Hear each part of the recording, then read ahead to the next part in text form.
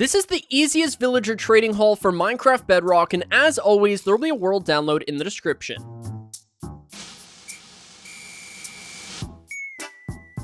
Alright, the first thing you want to do is find a place to build your trading hall and make sure it's at least 150 blocks away from all iron farms. That way we're not going to break those, because if it's any closer, then there is a chance that your iron farm will break, and that's no good.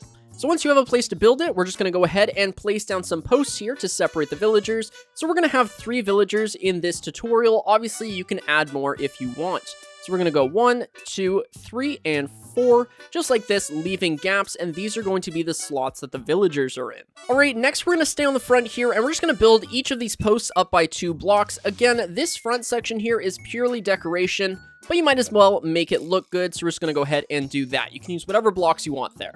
We're going to come around back now, and with our building blocks, we're going to place down 2 blocks on every single one of these posts. And in the back here, in between all of these slots, we're going to grab our slabs and place down a slab on every single one of these holes. After doing that, grab your blocks again, and we're just going to raise this all the way up to the height of these posts, just like this, and go ahead and fill in this back wall as well. Next, you want to grab your torches or whatever light source you want and place it on this back wall right here. That way we're not going to have any zombies spawning inside of the villager chambers. We're then going to go over here and we're going to break down 2 blocks, go across and break these 2 blocks as well and these as well to create a 2x3 hole like this. We're going to do this for each of these sections, just like so. After doing this, we can go ahead and grab our pistons, place the piston on this back block right here in each of these chambers, just like this, and make sure they're pointing upwards, and then grab your redstone dust and connect those up with 2 redstone dust, like so.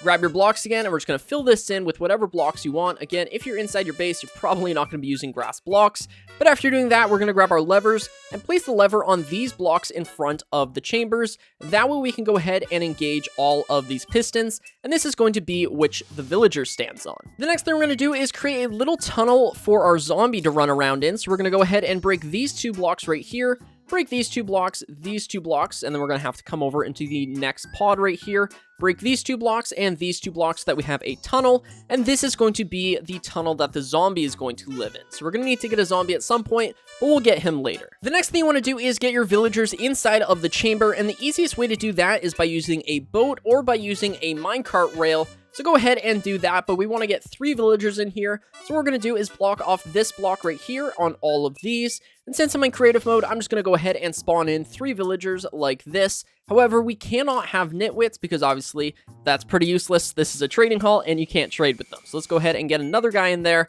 and that is good. We're then going to go ahead and block off all of these roofs now like this. Grab your beds, and we're going to place down 3 beds on top of each of these villagers, and they're going to go ahead and connect to those. So once they're all connected, we're going to go ahead and grab our workstations here, and we're going to place down a workstation in front of them, see which one connects, and I'm not sure which because this one was a librarian. Alright, so this guy's the one that linked up. Let's just try it again. Wait around, and yes, that is going to be the villager that is going to link to this workstation. So there we go, he's linked now. We're going to do this again, place down the workstation and see which one links. It's this guy, he's got the little green particles. Go ahead and break this block, replace it with the workstation, which means that this is our final guy, and we're going to go ahead and break the block, place down the workstation, and he's going to link up.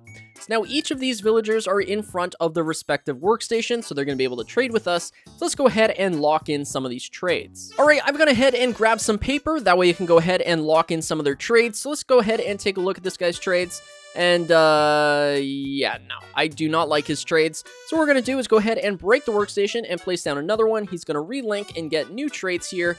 And there we go. We've got Infinity, Curse of Binding, Aqua Affinity. Still not really liking it. Let's go ahead and switch it one more time, see what we get. And yeah, I can take Frostwalker 2, Fire Protection 4. Those look pretty good. So let's go ahead and lock in that trade. Now, every time he gets converted into a zombie villager, he's going to keep his trades. So this is going to be our Fire Protection 4 guy. Let's go ahead and talk to this one now. Let's go ahead and take a look. Infinity. And yeah, not a whole lot. Let's go ahead and switch them. And let's see what he's got now. Once I can click on him. Wait around. There we go. Ooh. Oh my god. What the? Okay, no, I'm actually flabbergasted. Mending 1 for... This is the best trade, I'm pretty sure. Maybe it's 8. I'm pretty sure it's 10, though. So we are definitely going to go ahead and lock this guy in. And that is going to be awesome for us. Let's go ahead and take a look at this guy. Efficiency 5 for 26. These are some amazing trades. Let's go ahead and lock in that trade as well. So now all of these villagers have their trades locked, which means when they turn to zombie villagers, they aren't going to lose their trades, and we can go ahead and get 1 emerald trades from these guys. All right, and the last thing we need to do to get this thing up and running is get a zombie inside of that tunnel. So let's go ahead and get a name tag here, and we're just going to go ahead and name this zombie Bob. Bob the zombie. Perfect. We're going to go ahead and break our anvil now and come around back here. And the easiest way I recommend getting a zombie into this chamber would probably be by waiting for nighttime and then luring a zombie here just by running, taking a bunch of damage, and hoping for the best. I'm going to be honest, I think that's the best way that you can do it, and the easiest way. But I'm going to go ahead and spawn a zombie in here and go ahead and name him Bob so that he doesn't despawn. Go ahead and fill in this hole, and if you want to make this look any different, like add leaves or something, by very well, you can. That was not English, but there we go. So this thing is completely done. I'm going to go ahead and hop over into survival mode so I can go ahead and show you guys how to use it. All right, I headed over into survival mode. I grabbed 3 stacks of emeralds so I can go ahead and trade with these guys. And I also put some golden apples and some splash potions of weakness in here. And I do recommend having these chests handy. That way you're not looking all over your base for these things. I'm going to go ahead and grab some of these and grab just a couple of these. All we're going to do now is I'm going to make one of these guys a zombie villager just so I can show you how the system works. Let's go ahead and drop this guy down here. The zombie is going to attack him. Make sure that you're in hard mode, because if you're not in hard mode, there is a chance that your villager will die.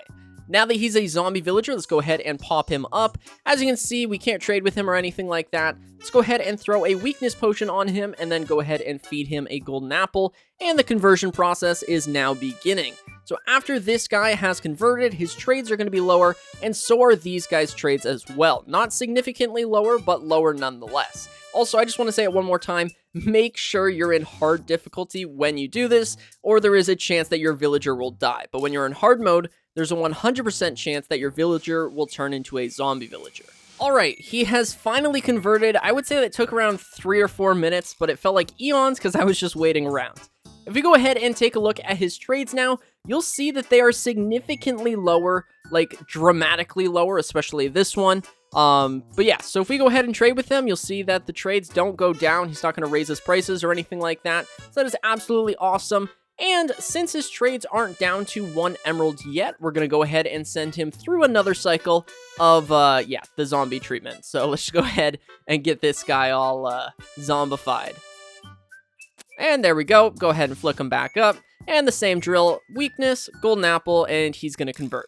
But in the meantime, let's take a look at these guys here. You'll see that this guy was in the area, so he also lowered his trades here. So instead of 9 emeralds for a bookshelf, it's only 8. And this one's only 5 emeralds for mending once it's unlocked. So even though we didn't cure this guy, he still reduced his trades, and same with this one as well. So we're just going to keep doing this, and this guy's trades are going to be 1 emerald next time, and his trades are going to be down by 1, and same with this guy. And if we went ahead and converted one of these guys, they would also lower their trades. So basically, anytime you cure them, their trades are going to lower, which is awesome. Alright, that is going to do it for today's video. Hopefully you guys enjoyed this one. If you did, then be sure to subscribe and leave a like. Remember, there's a world download in the description if you want to go ahead and download this.